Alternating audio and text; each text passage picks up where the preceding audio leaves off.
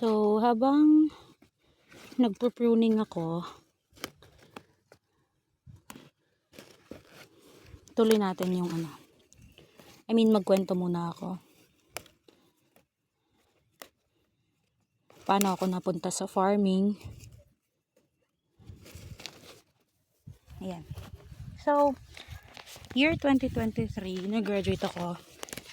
And at the same year, pumasa ako ng board exam for teachers. So, in short, lisensyada ako. Licensed teacher. Major ko, elementary, Gen Ed, General Education. Ngayon, syempre, pasado.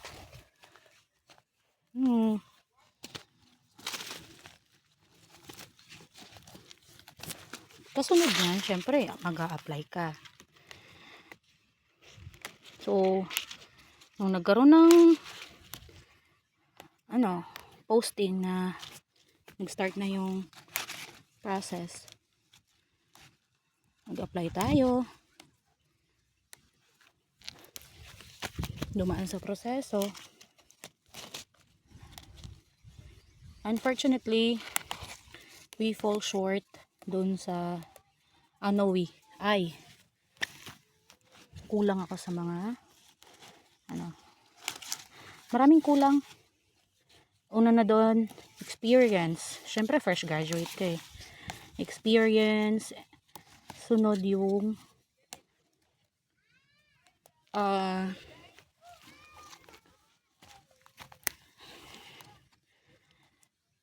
master's degree. Syempre hindi naman tayo anak mayaman na aral na lang ng aral. Pagkatapos ng graduation, pagkatapos pumasa ng board, mag-masteral agad. Anak lang tayo ng magsasaka. Pero proud ako doon. So, nakadalawang apply ako. Ganun pa rin, hindi pinalad. Kasi syempre may mas yung iba may mga experience, yung iba may master's degree. So, tanggap natin na hindi sapat yung credentials na meron tayo, na meron ako. Tanggap ko yun. Kaya after nung hindi naman natawagan. So, kaysa naman magutom ang pamilya, eto ang farming.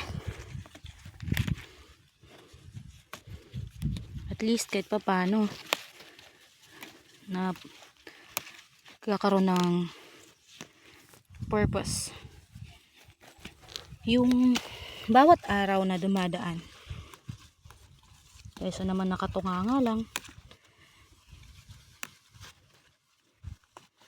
Tapos kaysa naman nandun sa bahay nag-aantay kung kailan tawagan ng DepEd. I know meron sa inyo dyan magsasabi, ba't di ka nag-apply sa private, ba't di ka na gano'n? Pwede naman, pero hindi tawag na to, iba kasi yung sitwasyon ko.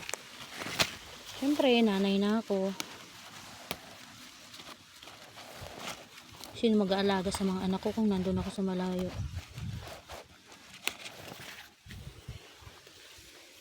Madaling sabihin na kuha ka na experience sa private, kahit 1 taon lang para makapasok ka. Tanong,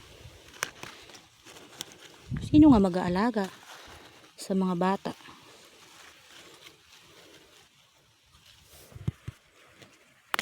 syempre, kailangan mo rin i-consider na nanay ka na.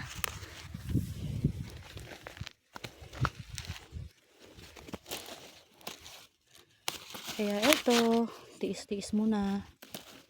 Dito muna tayo sa farming.